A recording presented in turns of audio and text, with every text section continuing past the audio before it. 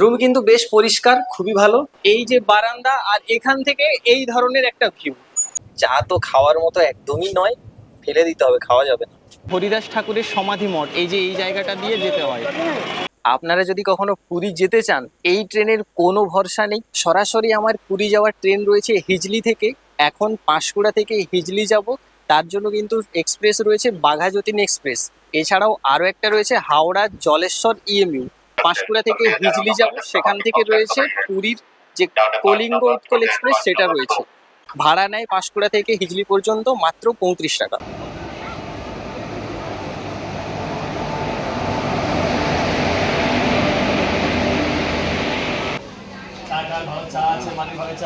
One 8043, এটা Baghajatin express নাম দেখায়, কিন্তু এটা হাওড়া ভদ্রক এক্সপ্রেস নামেই যায় ভদ্রক পর্যন্ত। এই ট্রেনে কিন্তু আপনারা হিজলি পর্যন্ত যেতে পারবেন।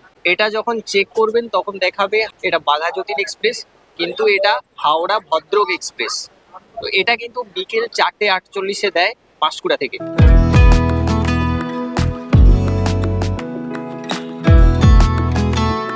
এই সবেমাত্র ঢুকলো খড়গপুর, এরপর হিজলি। ফাইনালি পৌঁছেছি হিজলিতে। আমার কলিঙ্গ উৎকল এক্সপ্রেস রয়েছে 8:45, এখন বাজে 6:45, অনেকটাই সময়। তো এতক্ষণ প্ল্যাটফর্মে বসবো না, চলুন বাইরে গিয়ে একটু সময়টা কাটিয়ে দিই।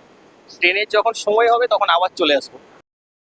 স্টেশনে এসে একদম খারাপ অবস্থায় পড়লাম। পাঁশকুড়া থেকে হিজলি এসেছিলাম 7:14-তে, এখন বাজে 9:15। ট্রেন কখন আসবে জানেন? 2:59, মানে 3টে। 8:27 PM কলিঙ্গ উৎকল আসার কথা ছিল হিজলি থেকে পুরী যাওয়ার জন্য, আসবে 2:59। ভোর 3টেই পৌঁছানোর কথা ছিল, পৌঁছবে 10:55। আপনারা যদি কখনো পুরী যেতে চান, অবশ্যই বন্দে ভারতের টিকিটটা কেটে রাখবেন। এই ট্রেনের কোনো ভরসা নেই, একদম অবস্থা খারাপ। হিজলিতে এখনো বসে রয়েছি অনেকক্ষণ থেকে, সেই 7:14 থেকে বসে রয়েছি। কখন 3টে বাজবে ভোর, তখন আমার ট্রেন আসবে।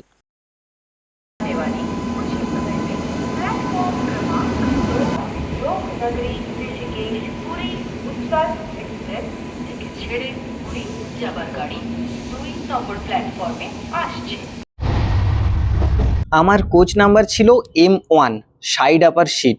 এই যে আমার সিট, এখানে আমাকে 7টা ঘন্টা কাটাতে হবে। এখন অনেক রাত হয়েছে, চলুন এখন ঘুমিয়ে পড়ি। সরাসরি পুরীতে গিয়ে আপনাদের সাথে কথা হচ্ছে।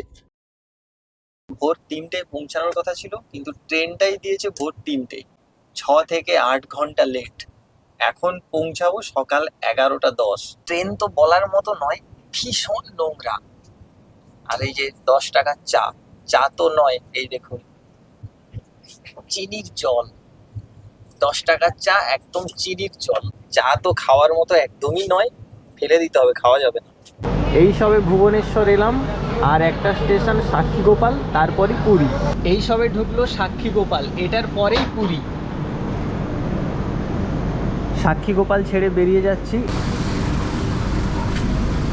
অবশেষে পৌঁছেছি পুরীতে। পৌঁছানোর কথা ছিল ভোর 3টে, এখন বাজে 1:02 PM। প্রচুর লেট।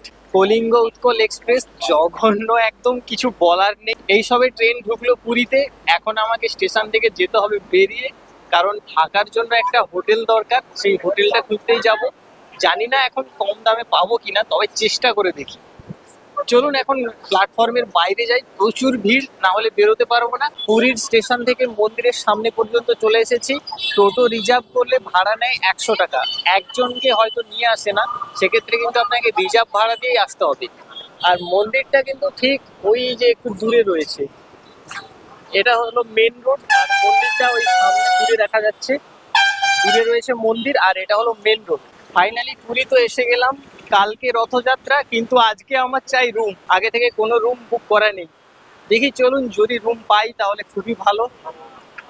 এইখানে হোটেল রয়েছে, দেখবো এই পুরী হোটেলটা ট্রাই করে দেখবো যদি পাওয়া যায়।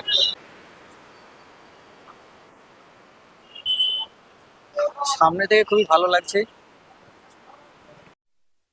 ভেবেছিলাম হয়তো সমস্ত রুমই বুক হয়ে গেছে, কোনো রুম খালি নেই। কালকে যেহেতু রথযাত্রা, তাই আজকে খুব ভাগ্যক্রমে একটা রুম পেয়ে গেলাম। রুমটা নন এসি, কারণ এখন বর্ষাকাল, আমার এসি লাগবে না, সেই জন্য নন এসি নিয়েছি। রুম কিন্তু বেশ পরিষ্কার, খুবই ভালো। ফ্যান রয়েছে, টিভি, আর দুটো বেড রয়েছে। ওয়াশরুমটা কেমন একটু দেখে নিই। সবকিছুই রয়েছে এখানে। সব থেকে দারুণ ব্যাপার যেটা, এই যে এই জায়গাটা, বাহ! এই যে বারান্দা, আর এখান থেকে এই ধরনের একটা ভিউ, এই হচ্ছে এখানের ভিউ।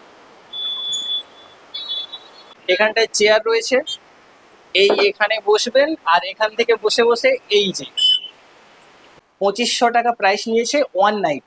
আপনারা চাইলে এই হোটেল বুক করতে পারেন, আমি অবশ্যই নাম্বার দিয়ে দেবো, যোগাযোগ করে নেবেন। কালকে যেহেতু রথযাত্রা, তাই আজকেই সমুদ্রে নামবো, কারণ কালকে আর সময় পাবো না। এই যে পিছনে হোটেল, সামনেই সমুদ্রের বিচ, দু পা এগোলেই একদম সমুদ্রে নেমে পড়বো। এই যে দূরে সমুদ্র দেখছেন, যদি কেউ তলিয়ে যায় বা বিপদ হয়, এখানে যে লাইফ গার্ড দাদারা রয়েছেন, গাড়ি নিয়ে পুরো রেডি, সঙ্গে সঙ্গে যাবেন, ওই সমুদ্র থেকে উদ্ধার করে রেস্কিউ করবেন। এখান থেকে আমি বলতে পারবো না ওখানে, আরে ভিতরে যাও না, সরি জলটা অশান্ত আছে, ভিতরে যাও না। ওই জন্য এটা পেট্রোলিং জন্য সবাইকে ভিতরে যাওয়াটা বারণ করবে লোককে। বেশি দূরে যাব না, কারণ জোয়ার চলে এলে কিন্তু যে কোনো মুহূর্তে বিপদ হতেই পারে।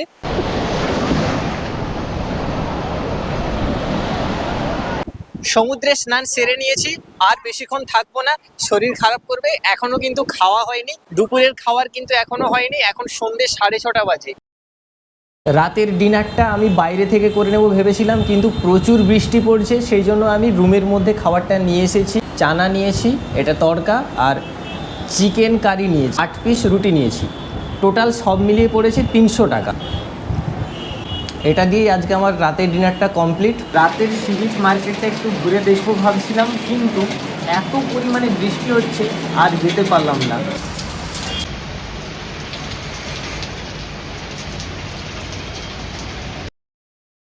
সকালের খাবারটা আমি বাইরে থেকে নিয়েছি, পুরি আর সবজি নিয়েছি, 40 টাকা প্লেট। সবজির স্বাদটা কিন্তু খুবই ভালো, পুরিটাও খুবই ভালো, কিন্তু পুরীর থেকে সবজিটা আরও ভালো। বন্ধুরা, এটা কিন্তু পুরীর সবথেকে পুরানো এবং একটি বিখ্যাত দোকান, যেই দোকানের নাম কাকাতুয়ার খাজা। অনেক দিনেরই পুরানো দোকান, অনেকে পুরী যদি আসেন এখান থেকেও কিন্তু খাজা নিয়ে যান। এখানে এই যে কাকাতুয়া, এটাই কিন্তু এই দোকানের পরিচয়। এখানে কাকাতুয়া রয়েছে, এটাই কাকাতুয়ার খাজার পরিচয়। এই যে এই কাকাতুয়ার নামেই কাকাতুয়ার খাজা দোকান। এটা হলো শ্রী শ্রী হরিদাস ঠাকুরের সমাধি মঠ। এই যে এই জায়গাটা দিয়ে যেতে হয়। ঠাকুর হরিদাসের সমাধি ক্ষেত্র এটা আমাদের রাধারমণগণের সেবা। ঠাকুর হরিদাস দিনে 3 লক্ষ নাম জপ করতেন। 1 লক্ষ নাম জপ করতেন প্রভুর সেবার জন্য, প্রভুর মানে আত্মতৃপ্তি, প্রভুর তৃপ্তির জন্য। 1 লক্ষ হচ্ছে যারা নাম করতে পারে না তাদের জন্য, আর 1 লক্ষ হচ্ছে নিজে আত্মদর্পণ, চেতদর্পণ মার্জনের জন্য। ঠাকুর হরিদাস যখন দেহ রাখেন, উনি সিদ্ধ বকুলে সেবা করতেন। সিদ্ধ বকুলে ওনার ভজনস্থলী। সিদ্ধ বকুল থেকে মহাপ্রভু কোলে কোলে নিয়ে এসে, উনি যখন দেহত্যাগ করেন তখন মহাপ্রভু কোলে করে নিয়ে এসে সমুদ্রে মহাস্নান করান। সেদিন থেকে সমুদ্র মহাসমুদ্র হন, এবং এখানে মহাপ্রভু ওনাকে সমাধিস্থ করেন নিজের হাতে। মহাপ্রভু সমাধিস্থ করেন, এবং এখান থেকে সমাধিস্থ করার পর সিংহদুয়ারের সামনে গিয়ে মহাপ্রভু ভিক্ষা করেন। ভিক্ষা করে এসে মহাপ্রভু ভক্তগণকে এখানে আমার ভান্ডারা দেন, সবাইকে প্রসাদ পাওয়া। আজকে রথযাত্রা, সবাইকে রথযাত্রার শুভেচ্ছা। সকলে ভালো থাকুক, সকলে কৃষ্ণ ভক্ত হোক। জয় জগন্নাথ, জয় শ্রী রাধে। পুরীর স্বর্গদুয়ারের সামনেও কিন্তু অনেকেই দর্শন করতে আসছেন এখন। পুরীর স্বর্গদুয়ার এখানটা একদমই পবিত্র জায়গা, এখানে অনেকেই দর্শন করতে আসেন।